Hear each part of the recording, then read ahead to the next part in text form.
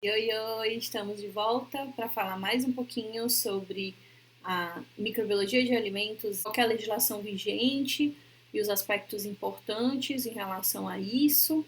A gente já fez alguns vídeos sobre essa questão e hoje a gente vai falar um pouquinho mais sobre isso, principalmente destacando a parte de coleta de amostras, a parte de interpretação de resultados, que é muito importante. Então é isso, vamos começar a coleta das amostras, né? Essa etapa é muito importante, por isso que ela está na legislação. Todos os cuidados necessários devem ser tomados, né, que não houve contaminação de utensílios ou materiais ou do ambiente no qual foi acondicionado esse alimento para ser transportado para o laboratório, onde será realizada a análise.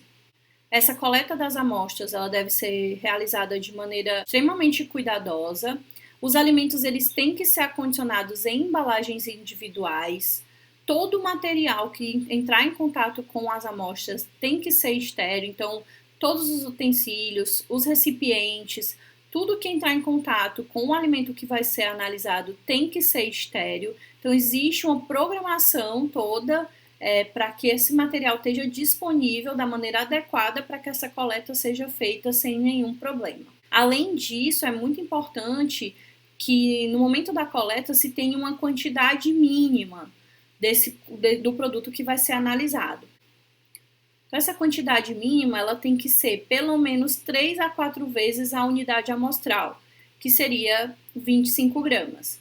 Para garantir que a gente vai ter essa quantidade necessária para fazer análise microbiológica e para ter uma contraprova, caso seja necessário repetir essa análise, a gente recomenda que pelo menos 200 gramas de alimento sólido seja coletado e que para alimentos líquidos esse valor seja em torno de 300 a 500 ml, para que não se corra o risco de não se conseguir fazer a análise dessa amostra, né, para garantir que a gente vai conseguir fazer a análise dessa amostra sem nenhum problema. E além disso, é muito importante não esquecer que no recipiente que a gente vai acondicionar essa amostra, utilizar no máximo 3/4 da capacidade desse frasco de coleta, né? Para que não haja risco de vazamento desse material e contaminação entre as próprias amostras que a gente vai estar acondicionando e levando para o laboratório para análise. Além desses cuidados na coleta da amostra, durante esse processo é importante também que várias informações sejam registradas, né? Então a gente precisa de informações sobre essa amostra para que a gente possa, inclusive, interpretar melhor os dados. Então, quais as informações das amostras que vão ser analisadas que são importantes de serem registradas? Em termos do alimento em si, é importante que se registre a data de fabricação e vencimento do alimento que vai ser analisado, o tipo de amostra, o fabricante e o código do lote. Além disso, também é importante que seja registrado o solicitante da análise, a data e local de aquisição da amostra, a razão dessa análise e a temperatura de armazenamento.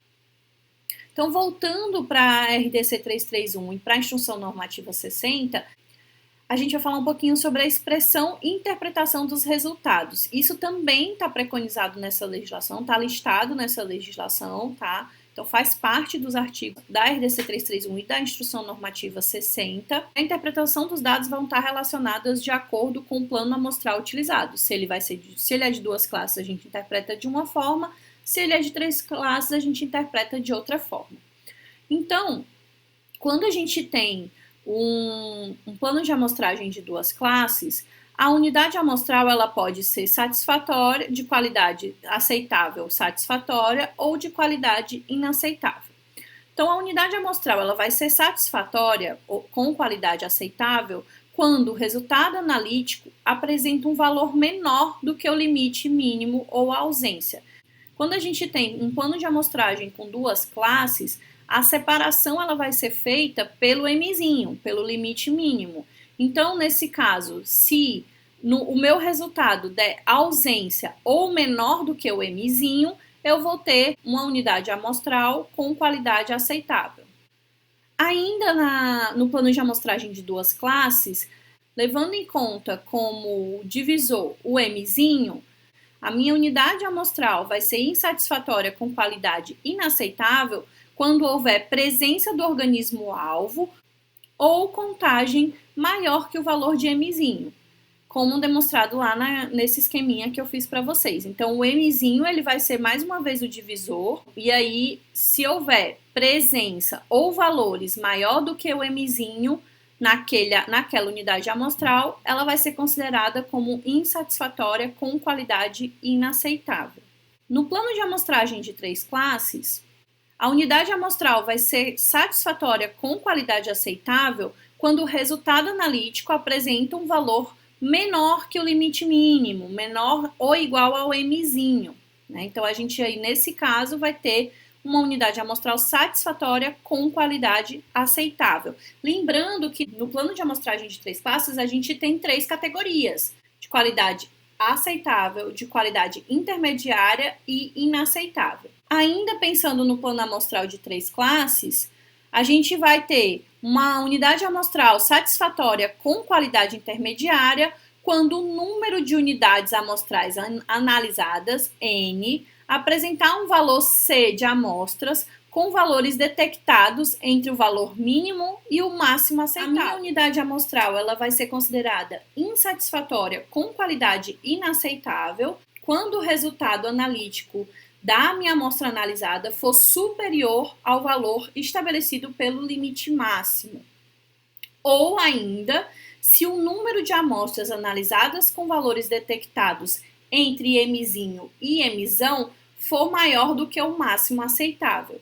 Então, se eu tenho um N de unidade amostral de 5, eu tenho um C igual a 2, e se eu tiver, por exemplo, nesse caso, 3 unidades amostrais com resultado analítico entre o valor mínimo e o valor máximo, ele também vai ser considerado inaceitável, porque nesse caso o C era igual a 2, nesse exemplo que eu estou dando.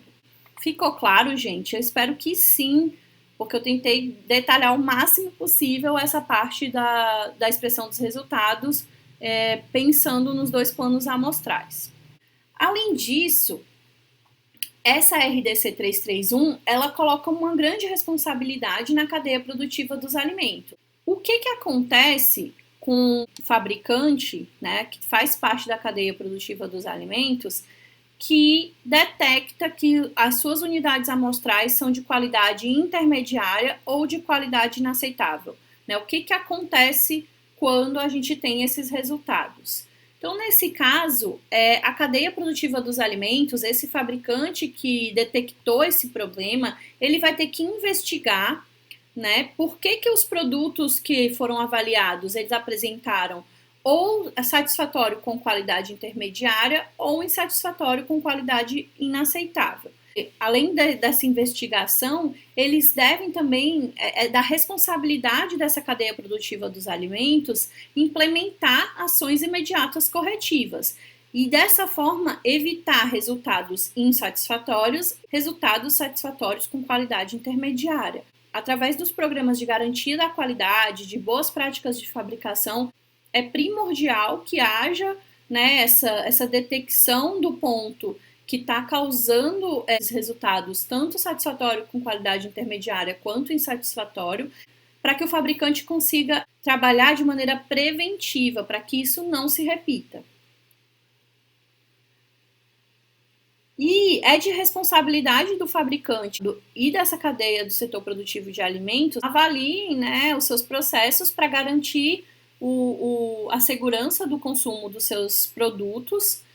Dessa forma, também é importante que outros lotes desses alimentos que apresentaram esses resultados sejam também avaliados para ver se isso se repete, se isso é uma falha da cadeia produtiva no geral ou se isso foi apenas um episódio pontual, né? E se por acaso esses lotes apresentarem risco inaceitável para o consumidor e para a população no geral, esse produto ele tem que ser recolhido. E quem determina todos os procedimentos para esse recolhimento é a RDC 24, de 8 de julho de 2015.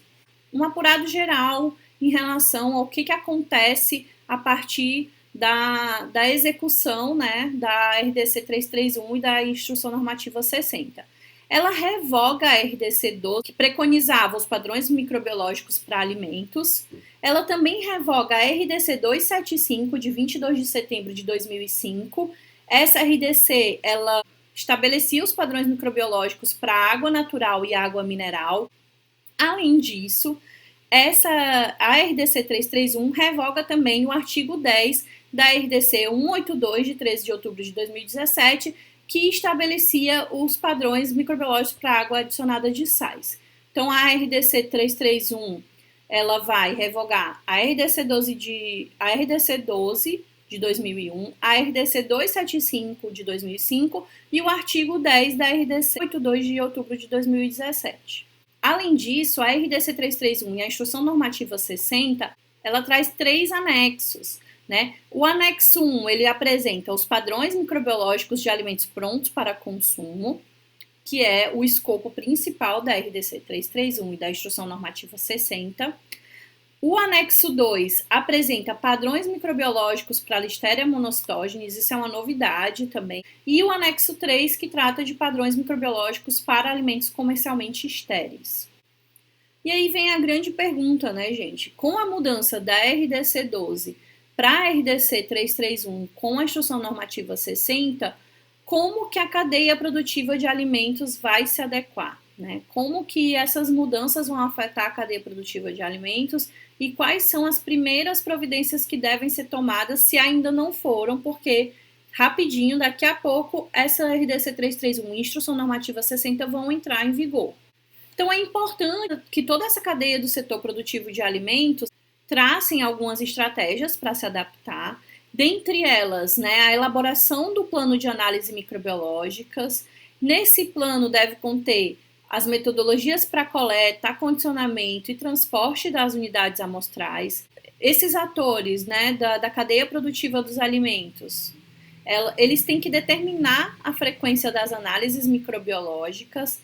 Além disso, deve ser estabelecido um cronograma para avaliação periódica, para ver a adequação dos seus processos de produção em relação ao que está estabelecido na RDC 331 e na Instrução Normativa 60, e, além disso, desenvolver e estabelecer seus planos de amostragem.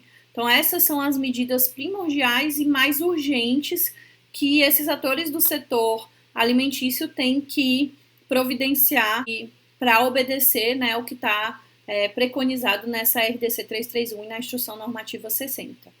Então, gente, esses eram os principais aspectos que eu queria falar para vocês nesse vídeo. A gente ainda vai ter mais um vídeo final sobre a legislação, falando um pouquinho sobre as mudanças, tentando comparar da melhor maneira possível a RDC 12 com a RDC 331.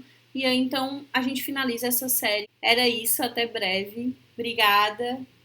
E tem mais um vídeo sobre legislação. Não percam.